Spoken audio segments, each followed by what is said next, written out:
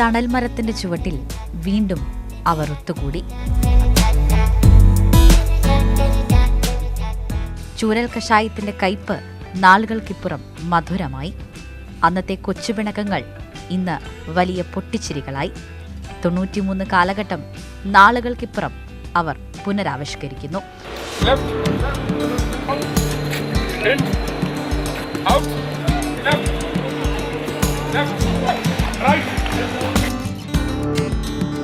കഴിഞ്ഞ ഒരു വർഷമായി പൊന്നൂരിനെ സെന്റ് റീത്താസ് ഹൈസ്കൂളിലെ ബോയ്സ് ബാച്ച് എല്ലാ ഞായറാഴ്ചകളിലും കൊച്ചിയിലെ ജയലൻ സ്റ്റേഡിയത്തിൽ ഒത്തുകൂടും.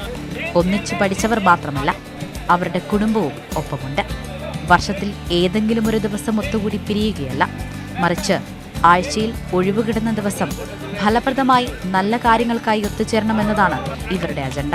ഞങ്ങളുടെ കുടുംബങ്ങളെല്ലാം ഒന്നേരുകയാണ്. ഞങ്ങളുടെ മക്കള്, ഭാര്യമാർ, അമ്മമാർ എല്ലാവരും വരും ഞായറാഴ്ചകളിൽ ഞങ്ങളൊരു 5 മണിക്ക് ഇവിടെ കൂടിക്കഴിഞ്ഞാൽ ഞങ്ങളൊരു 9 മണി വരെ ഇവിടെ ഞങ്ങളുണ്ടാവും. അപ്പോൾ പലതരം ഗെയിമുകളുണ്ടാവും, പല പല കാര്യങ്ങളുണ്ടാവും. എല്ലാത്തിലും ഒന്നുചേരാനും സംസാരിച്ചിരിക്കാനും നല്ലൊരു സായാഹ്നം നമുക്ക് ഞായറാഴ്ച ഇവിടെ കിട്ടുന്നുണ്ട്. ചെറിയ കളികൾ, പാട്ടുകൾ, കലാവതരണം, ആഘോഷങ്ങൾ തുടങ്ങി വിനോദങ്ങളിൽ മാത്രം ഒതുങ്ങിപ്പോകുന്നതല്ല ഈ കൂട്ടായ്മയുടെ പ്രവർത്തനങ്ങൾ. അതുക്കും മേലെ സുഹൃത്തുക്കൾക്ക് നമുക്ക് പരമാവധി നമ്മളെ കൊണ്ടാൽ പറ്റാവുന്ന വിധത്തിൽ നമുക്ക് സഹായിക്കുക. അവർക്ക് എന്തെങ്കിലും ബുദ്ധിമുട്ടുകൾ വന്നാലോ മറ്റുള്ള എന്തെങ്കിലും വന്നു കഴിഞ്ഞാൽ അവരെ സഹായിക്കുക എന്നുള്ളതാണ് നമ്മുടെ മെയിനായിട്ടുള്ള ഉദ്ദേശം. ഒന്നിച്ചു പഠിച്ചവരെക്കാൾ ഒത്തുകൂടാൻ താല്പര്യം അവരുടെ കുടുംബങ്ങൾക്കാണ്. സാധാരണ ഇപ്പോൾ നമ്മളൊരു കൂട്ടിലേക്ക് ഹസ്ബൻഡ് പോകണമെന്ന് പറയുമ്പോൾ നമുക്ക് വലിയ താല്പര്യം ഉണ്ടാവില്ല. ഒന്നാമത്തെ കാര്യം എന്താണെന്ന് വെച്ച് കഴിഞ്ഞാൽ അത് കഴിഞ്ഞ് വെള്ളം അടി, പിന്നെ കുറേ ടൈം അവരുടെ കൂടെ സ്പെൻഡ് ചെയ്യൽ അങ്ങനെയൊക്കെ ആയിരിക്കും. പക്ഷേ ഇവിടെ അതൊന്നുമില്ല. അപ്പം നമുക്ക് സേഫായിട്ട് വിടാൻ പറ്റിയൊരു സ്ഥലമാണ്. ഫാമിലിയിലുള്ളൊരു ബൗണ്ട് അത് വളരെ കൂടുതലായിട്ട് ഞങ്ങൾക്ക് ഈ ഒരു ഗ്രൂപ്പിൽ നിന്ന് കിട്ടുന്നുണ്ട്. ആദ്യം 93-ലെ കുറുമ്പൻ കൂട്ടുകാർ ഒന്നിച്ചു, പിന്നീട് അവരുടെ ഭാര്യമാരൊന്നിച്ചു, പിന്നീട് അത് അവരുടെ മക്കൾ ഏറ്റെടുത്തു. മൊബൈൽ ഫോണുകളിൽ അടിമപ്പെട്ടു പോകാതെ കുട്ടികളുടെ സാമൂഹിക വളർച്ചയും ഈ കൂട്ടായ്മ ലക്ഷ്യമിടുന്നുണ്ട്. ഭയങ്കര ഒരു ക്ലോസ് ഫ്രണ്ട്സ് സർക്കിളായി ഇപ്പോൾ എന്ന് വെച്ചാൽ ഒരു കംഫർട്ട് സോണാണ് ഇപ്പോൾ ഞങ്ങൾക്ക് എല്ലാവരും. ഭയങ്കര ഇപ്പോൾ ഞായറാഴ്ച എല്ലാ ഞായറാഴ്ചയും കൂടാൻ ഞങ്ങൾക്ക് ഇവരെക്കാളും ഇൻട്രസ്റ്റ് ഞങ്ങൾക്കാണ് ഇപ്പോൾ. കാറ്റാടിത്തണലും തണലത്തരമതിലും അതിലില്ല മനസ്സുകളുടെ പ്രണയക്കുളിരും മാറ്റുള്ളൊരു പെണ്ണും മറയത്തുളി കണ്ണും കളിയൂ ഞാനാടും നീടനാഴിയ മരിയാവിൽ ഒരു നാളും നീ നല്ലൊരു നേരം പോലെ സുഖമറിയും ഒരു കാലം കാറ്റാടിത്തണലും തണലത്തരമതിലും മതിലില്ല മനസ്സുകളുടെ പ്രണയക്കുളിരും.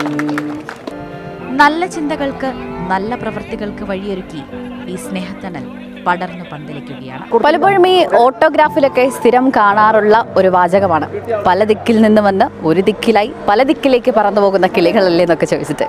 അങ്ങനെ പല ദിക്കിലേക്ക് പറന്നു പോകാൻ ഈ സ്നേഹത്തണൽ 93 ബാച്ചിലെ കൂട്ടായ്മയ്ക്ക് സാധ്യമല്ല. ശരിക്കും ഇതൊക്കെ തന്നെയല്ലേ ഹാപ്പിനെസ്? ക്യാമറമാൻ ശരത്തൻ പാട്ടുകാവിനൊപ്പം സ്നേഹമോൾ നൈനാൻ, മാതൃഭൂമി ന്യൂസ്, കൊച്ചി. എന്ത് രസമാണല്ലേ അവരുടെ ആ ഒരു ചിരിയും ഒത്തൊരുമയും ഒക്കെ കാണാൻ. ശരിക്കും ഇപ്പോൾ നമ്മളൊക്കെ ഫ്രീ ടൈം കിട്ടുമ്പോൾ ശരിക്കും മൊബൈൽ ഫോണിലും ഒരു മുറിയിലൊക്കെ മാത്രമായാണ് നമ്മൾ ആ ഒരു ഫ്രീ ടൈം ഒതുക്കി കളയുന്നത് അല്ലേ.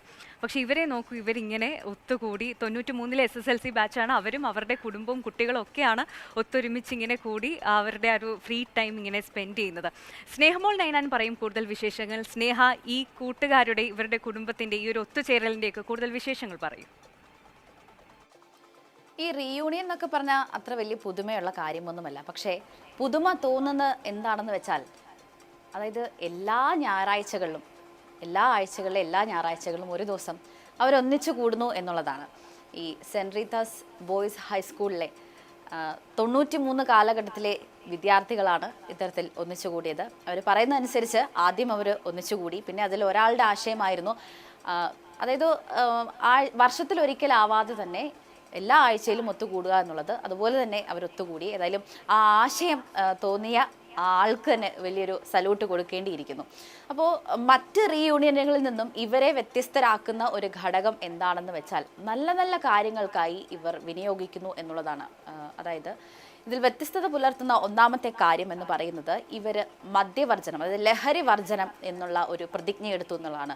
കൂട്ടത്തിൽ ആരും പുക പോലും വലിക്കാത്ത ആളുകളുണ്ട്. അത് ഈ കൂട്ടായ്മയ്ക്ക് ശേഷമാണ്, ഇവരിങ്ങനെ ഒത്തുകൂടാൻ തുടങ്ങിയ ശേഷമാണ് ഇങ്ങനെ ഇത്തരത്തിൽ ഒരു പുക പോലും വലിക്കില്ല എന്നൊരു പ്രതിജ്ഞ എടുത്തതെന്നാണ്. അതുതന്നെയാണ് ഇവരുടെ ഭാര്യമാരും പറഞ്ഞു വെക്കുന്നത്. സാധാരണ റീയൂണിയനൊക്കെ പോകുമ്പോൾ ഇവർക്ക് പേടിയാവാറുണ്ട്, കാരണം വീട്ടിലേക്ക് വരുന്ന കണ്ടീഷൻ പോകുന്ന പോലെ ആയിരിക്കില്ല എന്നൊരു കാര്യം കൂടി പറയുന്നത്. പക്ഷേ അങ്ങനെയല്ല, ഈ റീയൂണിയന് പോകാൻ അവർക്ക് ആർക്കും പേടി വേണ്ട. മാത്രമല്ല കുടുംബാംഗങ്ങളെല്ലാം ഒന്നിച്ചാണ് വരുന്നത്. ഈ പറഞ്ഞ പോലെ ലഹരി വിമുക്തമാകണം എന്നുള്ള നല്ല തീരുമാനമൊക്കെ എടുത്തുകൊണ്ട്. മറ്റൊരു കാര്യം എടുത്തു പറയാൻ ആഗ്രഹിക്കുന്നതെന്ന് വെച്ചാൽ, ഇന്നത്തെ ഒരു കാലഘട്ടത്തിൽ കുട്ടികൾ ഈ മൊബൈൽ ഫോണിനൊക്കെ അഡിക്റ്റ് ആകുന്ന ഒരു കാലഘട്ടമാണ്. അതേ തുടർന്നുണ്ടാകുന്ന ഈ ഡ്രോബാക്സ്, അതായത് അതിലുണ്ടാകുന്ന പ്രത്യാഘാതങ്ങൾ, കുട്ടികൾ കേൾക്കുന്നത് എങ്ങനെയാണ് എന്നുള്ള പഠനങ്ങളും അതുപോലെ തന്നെ അവരുടെ ഒരു സ്വഭാവ രൂപീകരണത്തിൽ ഒരു നെഗറ്റീവായിട്ടുണ്ടാകുന്ന കാര്യങ്ങളും ഒക്കെ നമ്മൾ ഈ അടുത്ത കാലത്തൊക്കെ തന്നെ ഈ വാർത്തകളായി തന്നെ കണ്ടുകൊണ്ടിരിക്കുകയാണ്. കുട്ടികൾ അക്രമാസക്തരാകുന്നതിൽ ഈ മൊബൈൽ ഫോണുകൾക്കുള്ള പങ്കും അതിനെക്കുറിച്ചൊക്കെ നമ്മൾ ചർച്ചയാവുകയാണ്. അതിനെയൊക്കെ അപേക്ഷിച്ച് ഈ കുട്ടികളെ കൂടുതൽ ഈ സോഷ്യലി ഇൻറ്ററാക്ട് ചെയ്യുക, അല്ലെങ്കിൽ സമൂഹത്തിൽ കുട്ടികളെ അവരെ മാക്സിമം എൻഗേജ് ചെയ്യിപ്പിക്കുക എന്നൊരു പ്രവൃത്തി കൂടി അവർ ചെയ്യുന്നുണ്ട് എന്നൊരു കാര്യം എടുത്തു പറയേണ്ടിയിരിക്കുന്നു. അതിലൊരു കുട്ടി പറഞ്ഞൊരു കാര്യമുണ്ട്, നമുക്കാണ് ഇപ്പോൾ ഇവരെക്കാളും സന്തോഷം ഈ ഒരു കൂട്ടായ്മയിലേക്ക് വരാനും ഈ ഞായറാഴ്ചകളിൽ ഒത്തുകൂടാനും ഒക്കെ ഇവരെക്കാളും സന്തോഷം നമുക്കാണെന്ന് ആ കുട്ടികൾ പറയുന്നത് കേൾക്കുമ്പോൾ ഒരു സന്തോഷം തോന്നുന്നുണ്ട്.